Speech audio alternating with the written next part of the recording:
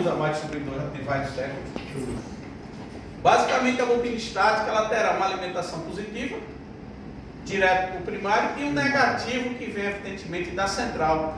E esse negativo ele é chaveado por meio de um drive. Basicamente, é como se fosse um interruptor que abre e fecha. Tá?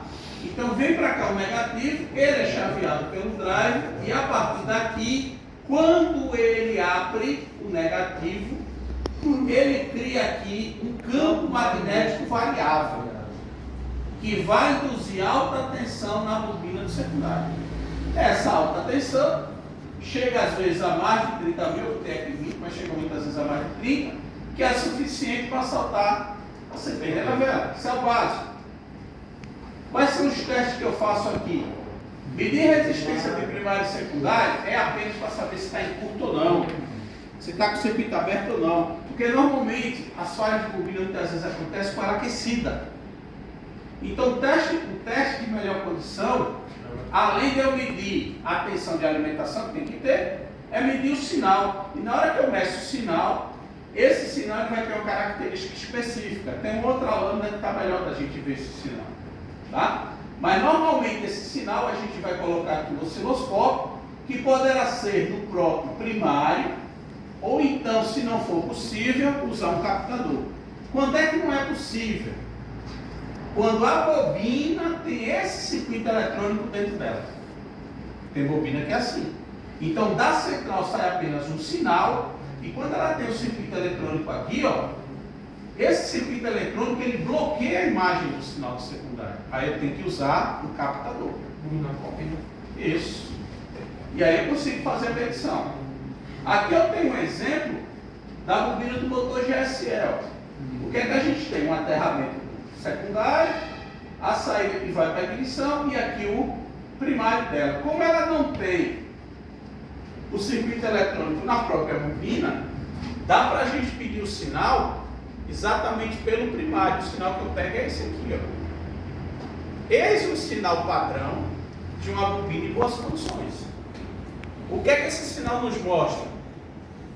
Primeiro que quem está sendo fechado para criar carga é o negativo.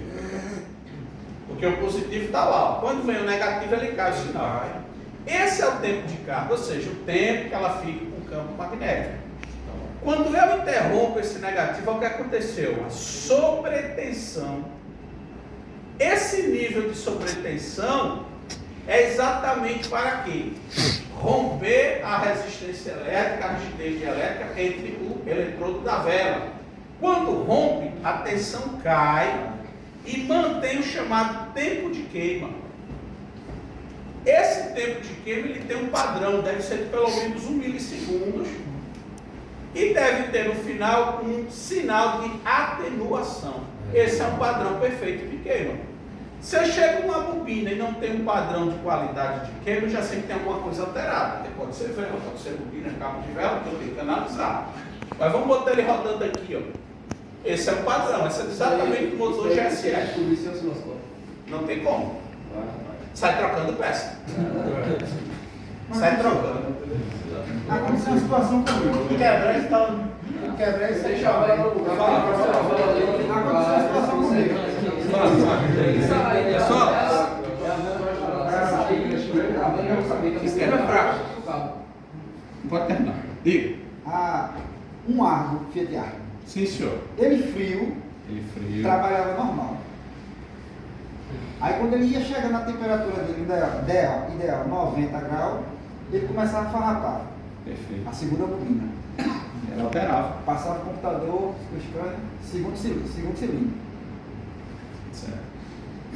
Tirei a bobina do segundo cilindro, coloquei no terceiro cilindro, o carro deu o mesmo defeito. No terceiro? No terceiro cilindro. Ok. Certo. Mas o carro frio dava defeito de maneira alguma. Aí o cara, eu troquei a bobina, botei uma bobina nova, o carro permaneceu dando o mesmo defeito, nos dois cilindros. Na fase fria? Sim, na fase quente. Na fase quente agora? Professor, era na fase fria o defeito? Era na fase quente. Ah, tá, na fase quente. Você trocou as duas bobinas e permaneceu? Foi. Certo. Tirei do segundo cilindro e coloquei no terceiro. Aí deu defeito no terceiro cilindro. Aí eu fui e coloquei uma bobina nova. No terceiro. No terceiro cilindro. Aí ele depois continuou dando o mesmo defeito.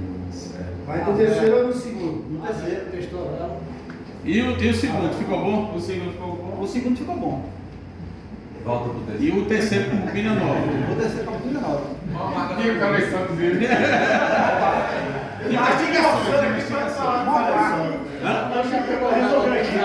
É isso que eu ia falar. O defeito do carro foi a bobina.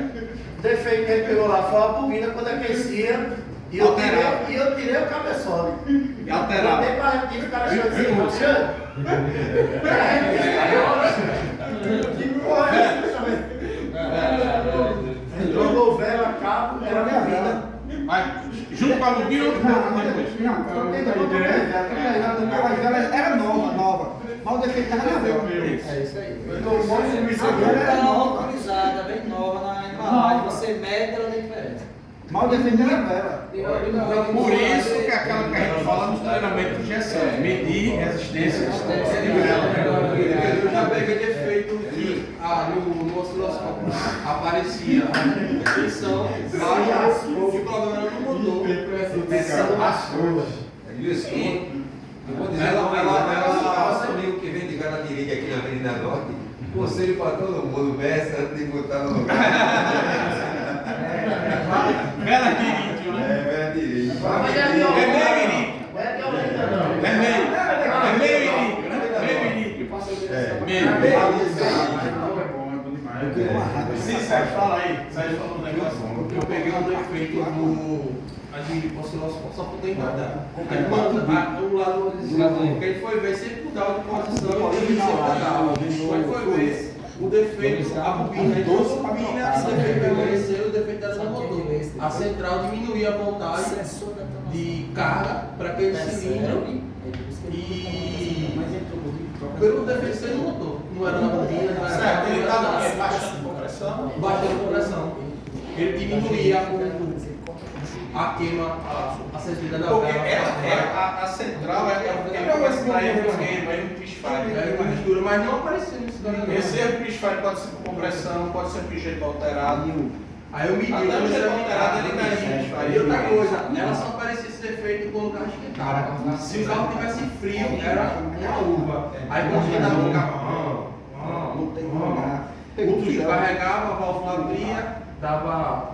E assim, embora a compressão do motor diminuía, né?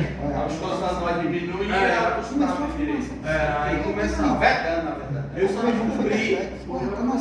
descobri quando tirei a vela, botei o teste daquele diário, de compressão, e vi que a pressão estava indo embora. O motor quente, o motor frio não fazia. Pessoal, E isso me endoidava, porque a bobina, troquei bobina, troquei cabo, troquei vela, Mas aí que eu cara, a gente está ligado tanto em eletrônica que a gente esquece dessas coisinhas básicas. Vê compressão.